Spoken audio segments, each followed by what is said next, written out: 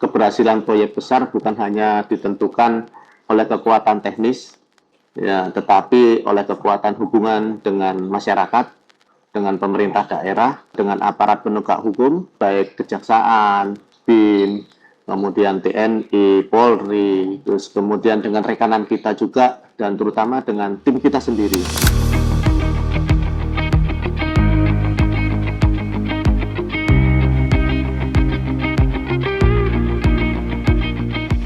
Kalau kita lihat peran WIT KLT ya, cara gambaran secara arsitektur sistem kelistrikan nasional ya, kita ini memegang peran sebagai katalis utama dalam 3 agenda strategis negara ya. Kita berperan sebagai penguatan sistem untuk interkoneksi Kalimantan, terutama untuk Kalimantan Timur, Kalimantan Utara, dan Kalimantan Selatan ya. Kemudian di sini kita bisa lihat bahwa WIT KLT berada di jalur tulang punggung atau backbone pembangunan transmisi dari Kalimantan Utara, Kalimantan Tengah sampai Kalimantan Timur. Jadi yang untuk mandat utama dalam perspektif nasional itu kita harus menjaga di mana WIT KLT ini pembangunannya selaras dengan agenda transformasi daripada kelistrikan di Indonesia. Kita bisa lihat kita menyelesaikan proyek-proyek transmisi dan GI yang secara tepat waktu. Kita harus laksanakan itu, menjamin keamanan aset dan juga jalur ROW atau right of way untuk jalur-jalur transmisi, kemudian menjadi garda depan untuk transisi energi di Kalimantan. Dan kita harus menjaga fairness artinya BCG dan kepastian terkait dengan pada saat pelaksanaan proses konstruksi tadi. Dan juga yang terutama adalah membangun kepercayaan daripada investor dan pemerintah. Singkatnya, peran WIT KLT dari kacamata Indonesia bahwa WIT KLT ini adalah tulang punggung pembangunan sistem tenaga listrik di Kalimantan, enabler dengan IKN dan motor hilirisasi industri.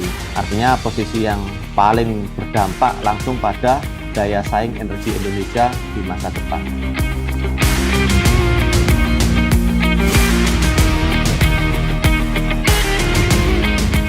Capaian dari secara keseluruhan ya, helikopter view, memang kita ada beberapa capaian ya yang perlu fokus ya. Memang pertama, eksekusi terkait proyek strategi nasional secara tepat waktu. Nah, ini kita bisa lihat kami WIT KLT sudah membangun backbone transmisi dan GI kunci untuk IKN. Jadi kawasan industri dan interkoneksi Kalimantan menjadi tonggak utama kita. Kemudian beberapa titik kritis baik untuk pembebasan lahan, perizinan hutan, maupun tantangan kontraktual, ini berhasil kita selesaikan juga dengan koordinasi pastinya antara lintas lembaga, kemudian lintas bidang, dan juga dengan instansi-instansi terkait. Dampaknya adalah kita memperkuat keandalan sistem dan membuka pastinya kapasitas besar untuk industri dan EBT. Kemudian yang untuk penguatan keandalan sistem dan integrasi energi bersih, ini kita berhasil menghadirkan infrastruktur yang memperkuat stabilitas sistem Kalimantan Timur, Kalimantan Utara, dan Kalimantan Selatan, sekaligus menyiapkan ekosistem untuk integritas PLTS. Ya, ini ada BES juga dan juga suplai listrik hijau ke IKN nantinya. Ini sebetulnya menunjukkan bahwa WIT KLT itu tidak hanya membangun aset ya, tetapi juga kita ini membangun fondasi transisi energi di Kalimantan. Untuk tata kelola dan culture ini memang kita bisa lihat di 2025 ini merupakan tahun yang menandai peningkatan besar pada fairness kontrak, BCG, kemudian manajemen risiko dan kepatuhan SMAP. Ini yang kita menjadi fokus kita juga. Kita berhasil menjaga integritas baik dari proses awal sampai terakhir, yaitu konstruksi ya, dari perencanaan konstruksi dan juga sampai COD proyek. Sekaligus kita juga pastinya saya itu ingin mendorong budaya kerja yang lebih kolaboratif, cepat, dan solutif. Ini yang membuat kepercayaan stakeholder, juga BOD, hingga pemerintah dan investor semakin tinggi kepada WIT KLT.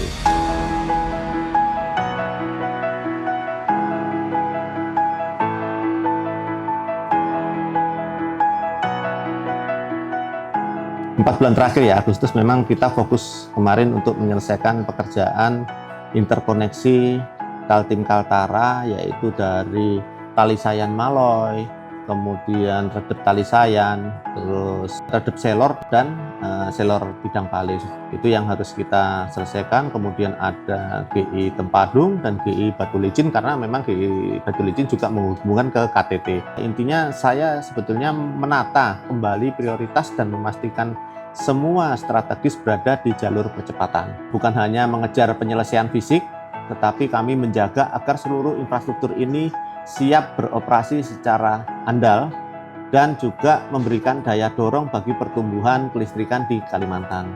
Atau saya sampaikan tadi adalah interkoneksi untuk Kalimantan Timur dan Kalimantan Utara. Pastinya kami juga berhasil ya mencapai 100% itu untuk pembebasan lahan dan perizinan, dan juga pastinya untuk pekerjaan-pekerjaan yang COD juga itu bukan hanya soal angka ya. Kami melaksanakan ini mencapai target kami, tetapi juga wujud dari komunikasi yang jujur, kemudian negosiasi yang humanis dari teman-teman ya. Kehadiran WIP-KLT ini juga menghormati masyarakat. Artinya ini yang membuat banyak titik yang mungkin sulit, yang sebelumnya diprediksi tidak bisa kita laksanakan pembebasan lahan dan perizinannya juga ini dapat kita selesaikan dengan baik. Jadi selain kami ini membangun proyek jaringan Gardu Induk, kami juga menjalankan program tanggung jawab sosial dan lingkungan. Kalau bagi kami, TJSL ini merupakan bagian dari integral dan strategi dari WIP-KLT. Jadi merupakan strategi besar kami. Ini memperkuat penerimaan sosial masyarakat, kemudian mempercepat proyek juga pastinya. Kalau masyarakat sudah bisa menerima suatu proyek, pastinya akan mempercepat pelaksanaan proyek itu. Dan juga yang terpenting, kita membangun hubungan jangka panjang yang sehat antara PLN dengan masyarakat sebagai pemilik rumah besar daripada Kalimantan. Pelajaran penting yang saya dapatkan ini adalah bahwa keberhasilan proyek besar bukan hanya ditentukan oleh kekuatan teknis, ya, tetapi oleh kekuatan hubungan dengan masyarakat, dengan pemerintah daerah, dengan aparat penegak hukum, baik kejaksaan, BIN, kemudian TNI, Polri, terus kemudian dengan rekanan kita juga, dan terutama dengan tim kita sendiri. Dari pengalaman memimpin di tahun ini ada 3 hal yang menjadi pegangan saya untuk tahun 2026, yaitu yang pertama pentingnya kolaborasi sejak awal. Kenapa? Karena memang proyek ini kan berjalan sangat cepat. Selalu dimulai dengan kolaborasi yang kuat dari awal, komunikasi yang terbuka, kemudian kejelasan peran dari masing-masing bidang, dari masing-masing instansi, dan juga komitmen yang sama terhadap target. Kunci percepatan bukan di akhir, tapi di awal. Kepada seluruh stakeholder kita ya, di sini ada Kejaksaan Agung, kemudian Kejati di Kalimantan, kemudian ada Kejaksaan Negeri juga Kalimantan, BIN, kemudian pemerintah daerah, pemerintah kota, TNI, Polri, PLN Group di Kalimantan, pemilik lahan, kemudian mitra rekanan kita, dan juga masyarakat. Terima kasih atas kepercayaan dan dukungan yang luar biasa sepanjang tahun 2025 bagi WIP-KLT. Kami akan terus bekerja dengan integritas, dengan kecepatan dan komitmen yang menghadirkan listrik handal bagi Kalimantan dan mendukung agenda besar pastinya bangsa, mulai dari IKN hingga hilirisasi industri. Kolaborasi kita tahun ini adalah modal besar untuk melangkah lebih kuat di tahun 2026. Terima kasih semuanya, kami ucapkan, dan salam sehat untuk semuanya.